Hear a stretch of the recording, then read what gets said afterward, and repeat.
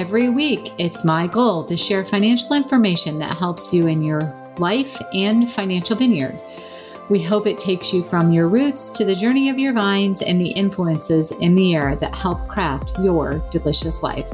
Like wine, life and finances have different palates that should be celebrated and not judged. Welcome to this edition of Wine and Dime Jam Session. Today, you're going to have Kate Welker and Amy Irvine chatting about all things holiday, hangover, spending, as I would call it.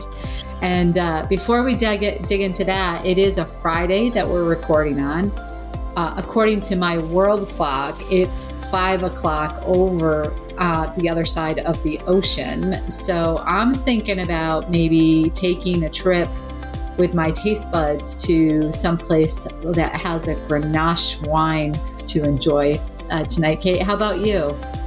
I think tonight, ending this first week back at work after the holidays, I'm going to head towards a California upper region, and I like some of their reds. So we've got a plan. In all seriousness, I joked about the holiday hangover. That's a true, actual phenomenon, right? I mean, the bills are going to start rolling in now. I don't know about you, but I got my first credit card statement that came post-Christmas, and I'm like, Yep, it definitely looks a little larger than normal.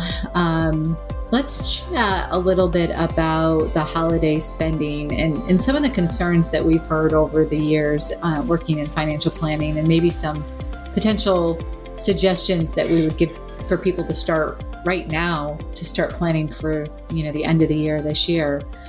Any particular things that you've been hearing so far early this year?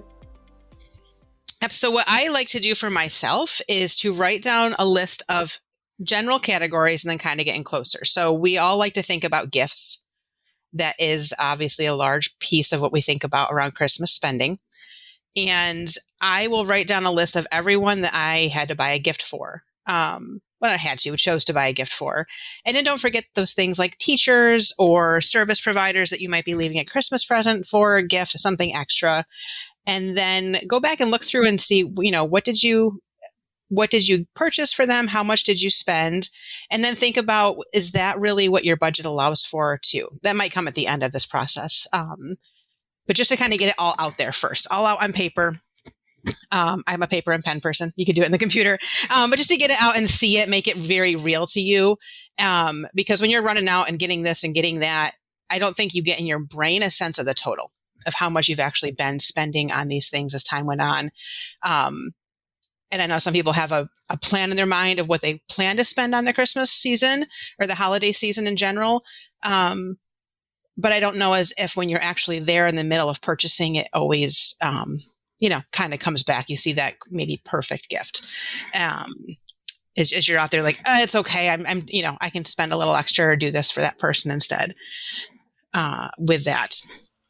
And I know a lot of people, especially this particular year, a lot of people have made the comment, well, I couldn't travel. I couldn't do this. I couldn't do that. So I went a little hog wild on Christmas. So, I wouldn't use this year necessarily as a gauge for future years, but so you can write all those items down and come up with a dollar figure. But what about thinking about from a standpoint of other items? Like there's the giving side, but I don't know about you, but my wine budget and my food budget just spikes during the holiday season. We made several grocery shopping trips, and each one was well beyond our normal weekly budget in our household. And it's between, if you have children in the household, they're home from school. For us, there were some special occasions that we wanted food items we might not be purchasing. You were speaking of wine would pair well with my purchases, which was way more cheese than we normally buy, but just to take to different parties and, some charcuterie boards, things like that coming up that are not every day. So food was one for us. Entertainment is also something that I don't think we always think about, but there are things that come up that season, whether it's concerts, plays, light shows. You might want to go walk around a light display, some charge for that. just if the family is home, you may want to go out to dinner more often, maybe go to the movies, take in a sporting event, just lots of activities, I think, that are out of the norm that do typically tend to come up that time of year. So thinking about, okay, we've got to take care of 2021, what happened in 2021. What's a plan of action that we can do to do that? And then I think we can take the next step and say, well, how do we prevent sort of having this post-holiday blues in 2022? Yes. So looking backwards, I like to say, let's face the music. It's past, it's happened. Pull all the statements out. If you charge too much on the credit cards, look at all the statements. Don't forget about the little stores that you might have spent, different store cards you might have, and just write it all down in front of you. See what your total is. And from there, figure out how you're going to pay for it. And that might mean that you are sacrificing a little bit the next couple of months. And, in a way, we tend to think about January as diet season. Like we ate too much over the holidays and now we're cutting back on the food. Maybe you spent too much over the holidays and now you need to cut back on the spending a little bit this month to be able to find some excess to pay for that. If it was really a large sum, you may need to get a little more drastic and look into ways to maybe long-term cut some expenses, as well as when we get into planning for next year, really rethink that. But ideally, it's something that you should be able to find excess somewhere in your budget to pay off within the next several months, so it's not just lingering throughout the year. So if somebody spent $2,000 on Christmas as an example, right? Mm-hmm. You could sit down and say, well, I want to get this paid off by the end of March, just as an example. And so since we're, a few weeks into January, by the time folks are listening to this anyways, you could say, I want to get this paid off. I've got 10 weeks that I want to do that in. Then you could be putting basically $200 away each week on the credit card to pay for that. Yes. That would be one way. It might be a dramatic, but that would be one way. And I do encourage people, I don't know about you, but I do encourage people that in situations like that to make a weekly payment on the credit card, not to wait until, the credit card bill comes, but to truly be making that extra $200 every single week on the credit card so that you can get that caught up. Mm-hmm. I think it's much more manageable. It feels like smaller pieces, like you said, smaller bites to take out of it when it's $200 versus paying $800 at one time or $1,000 at one time. And I think you tend to commit to it or be consistent with it a little bit more too when it's smaller pieces, a little more often. Yeah. And I also think people spend what they have and they don't spend what they don't have when it comes to that kind of thing on a normal basis. If I know that I have to make a $200 extra payment, then I know that I can't go out to dinner, 3 or 4 times. That's, dinner's not cheap. I mean, just for Brent and I, it can be $50, when we go out. Mm-hmm. So I always connect things like that to a particular thing. Okay, if I have to spend $200 a week, then I have to give this up 4 times or 3 times or whatever it is this week. So for me, that's kind of the mental wash in my head of, in order to pay for this, I have to do this kind of type thing. And that helps me sort of map out, well, where am I going to come up with this $200? I don't normally have 200 extra bucks a week. Okay, I normally do this though. And so for the next 10 weeks, I'm not going to do that. That's not going to be my norm anymore. Yes. I find that when I do that sort of thing, then when it comes to the end of 10 weeks, I'm like, yeah, maybe we'll go out. I'm using the go out to dinner thing. Maybe we go out once, we start getting back into that. It's always like a treat. Eventually it works its way back into the normal number of times. But at first I always think, well, now that I've gotten used to that habit, I'm not going to get back into it, but I do, especially going out to eat. Same here. We actually this morning had the discussion. Usually Friday nights in our house is pizza night. One of my children, it's like his, thing every week. So we were discussing, we had said as a family, we were going to eat out less in January. So I'm not sure yet if we will be ordering pizza or making pizza tonight, but I still told him he would have pizza in some form. So we'll see. Yes. But making pizza is a lot cheaper than buying pizza, right? Or having it delivered. It is. Or finding a really good deal, because I do enjoy doing that too. But we have eaten home every night this week, which for us is a big improvement. So we're doing good on the eating out goal. But and yours could be, I think there's a lot of different places we all spend money that we could probably find a little way to cut back. Yeah. So I just tie things to that. Like that's my mastermind, I think. Yeah. And so then thinking about, so let's say it's the end of March that things are paid off. So April comes around at that point in time, and you know how much you spent, right? It's still, because you've made these payments, you know how much you spent last year on the holidays.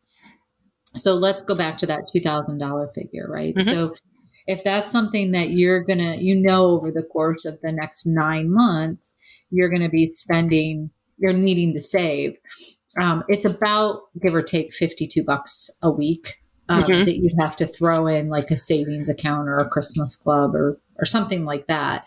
Is that how you suggest that people go going forward? It is. I'm a big fan of automation. So anything we can automate, I think helps take habits we're trying to make new habits and forces us to embrace that habit. So I would break it up into weekly pieces. Or if you're paid biweekly, sometimes tying it to your paycheck is easier because it kind of comes in and goes out and you don't, in essence, ever have it or feel it. But if you could set up a Christmas club or an extra savings account and just automate a transfer to that account every week, you're going to start building up money in advance of the situation next year, so that when you get to December, or November, depending on when you like to start, you have a cushion there ahead of time, and that by the time the season's over, it's there to pay for that. Do you suggest using like a separate credit card for stuff like that so like, let's say that let's go back to what you said originally, where you write a list out of all the people that you want to buy for and how much money, you're going to target to spend on them. Do you suggest having like a special, holiday or birthday or special credit card that you use just for those kinds of purchases in order to keep, easily manage that? I think it depends on the person, but I think that's a great idea, especially if you find that you tend to go over your budget each year, because if you have one credit card you're using for everything and you log in, you're going to see the balance is higher, but you still have all those other recurring charges hitting your card. Where if you have a separate one, you can log in and be like, oh, hey, this is just this expense and I'm up to this dollar amount. I need to be cautious. This is where I'm at.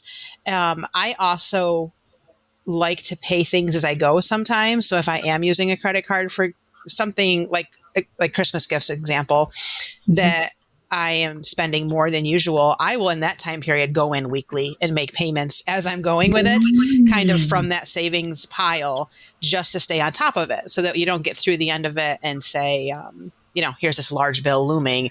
It's kind of been taken care of as you've gone along the way too. Yeah. And so if we think about making that budget for next year, like putting together a checklist of items, what would you, if whether it's pen or paper, Excel spreadsheet, because everybody always thinks of gifts, but what would be some of the other items that people might want to add or create a budget for when it comes down to planning for next year? So you mentioned gifts. We touched a little bit on food and entertainment. Decor is something that I think you also need to think about. It probably depends on the person. We find that we just like little homey things, especially holiday themed items, and find ourselves picking up more, pillows and trinkets and stuff for the mantle. Paul's not a big spender, but he just loves things for the house at holiday time.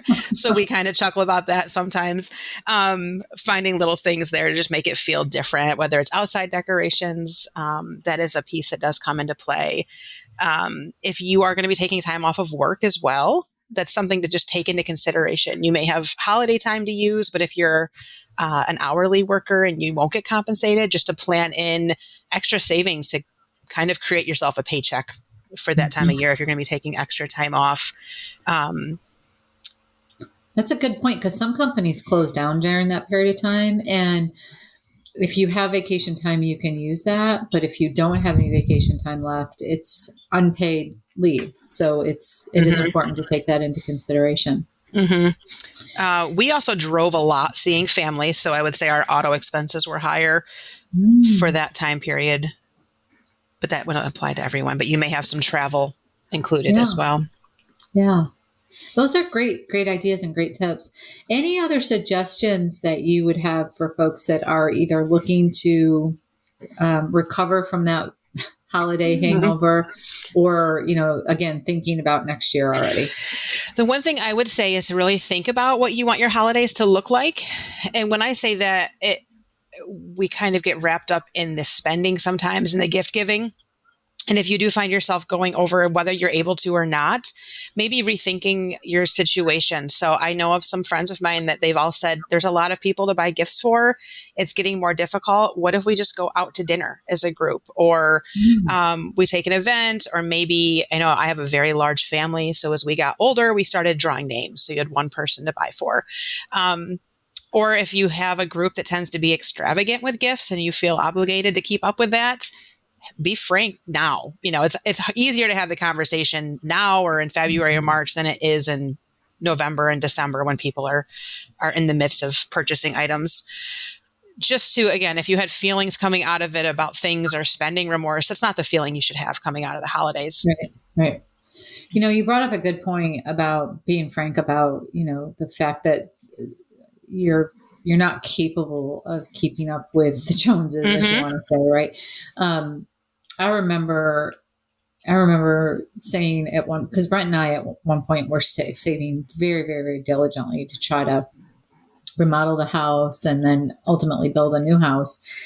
And at that point in time, I did say, can we go to a more conservative holiday and just make it about the time that we spend together, because we're okay financially. It's not that we're struggling. It's just that we have this really big financial goal and it's really important to us. Our home is really important to us that we want to be spending on something like that. So, and then from there, it did become a more conservative Christmas with not buying for siblings. And, to be honest with you, as you get older, it's really hard to buy for siblings. So. Yes, it is. As your kids get older, it's harder to buy for them too. Yeah, well, it is. Yeah, it is. All of that. Yeah, I mean, we've gone most of the time anymore. It's, as you know, I tend to be like, okay, what stock do you want, or what? I put money in their 529 account or whatever. But it's really challenging to have that kind of, when they're young, it's different, but boy, when they get older, it's really hard. And parents, oh my gosh, don't even get me started on that. That's like, I did do a cheese board from, Woodhull this year for, did you? Yeah. I had it shipped to them, and, I happened to think about, my mom doesn't wear much jewelry. So I ended up buying her a piece of jewelry from over in that Welker Metalsmith place Metalsmith over in Andover. But it's one gift, and both of them were like, this was it's just like right up their alley kind of type thing. But it feels good when you can find that perfect little item. Yeah. Well, the cheese, I guess, went over really well from what I heard. So kudos to Woodhull Cheese if you want to order from them. Not that I get anything out of this, but you can go online and they'll actually ship to you. Brent and I are probably close to placing our, what we call Florida order. We did, how we are, Kate. We bring stuff down with us when we drive. Gets us through to the end of the year usually. And then we have to place like our restocking order, and so you can actually order online and they'll ship down to you as well. So I don't get anything out of recommending them, so feel free to ship, and know that there's no conflict of interest. And they do a good job. They do. Yes, it's really delicious. I'm not a big curd fan, but their sharp cheese, oh my gosh, it'll knock your socks off. And their mozzarella and their Gouda, by the way. It's all good. I have, as my dad said, it's my country roots a little bit maybe, but I like the squeak in the, they meet my approval with their cheese curds. Yes. Yeah. Well, thank you for all these lovely tips. Thank you for all these lovely tips. I think they were absolutely wonderful. If you have other questions that you'd like to ask us, please feel free to visit us on Facebook, Twitter, LinkedIn, and what's the other one? Facebook, Twitter, LinkedIn, and Instagram. Goodness. We'd love to hear your questions. If you don't personally have the question and you'd like to ask for a friend, we'd love to answer that question as well. One question that I get around this time of year is it a good idea to do balance transfers? If I have a holiday debt, is it a good idea to do a balance transfer from my current credit card to a 0% interest rate credit card? What do you think, Kate? I think it depends on how much debt you're looking at and how soon you can pay it off. So if it's something that you can pay off within several months, I would not do it. Just pay it off, because there is going to be a transfer fee associated with that. Good. I'm so glad you brought that up. It's usually around 3%, right? It's about 3 to 5, depending on the card. So I would, if you can pay it off now. If it's something that you can't manage and you're paying high interest rates, you could back into the math on how much it would save you, but typically a month or two of interest will save you. Yeah. So we'd love to hear, like I said, we'd love to hear your questions. If you would love to send them to us, then we can answer them. And again, follow us on Facebook, Twitter, Instagram, and LinkedIn. And you can go ahead and ask your question either through the messaging, or feel free to send us an email as well. We hope you enjoyed the show. And that will about do it for today's episode of Wine and Dime. You can contact Amy through the website, www.rootedpg.com, or amy@rootedpg.com. You can also follow us on Facebook and Instagram @rootedpg for the latest news. And if you have any questions, comments, or topics you would like to hear about, feel free to let us know. And don't forget to rate and subscribe the show wherever you get your podcasts. And again, thank you for listening, and be sure to tune in next time.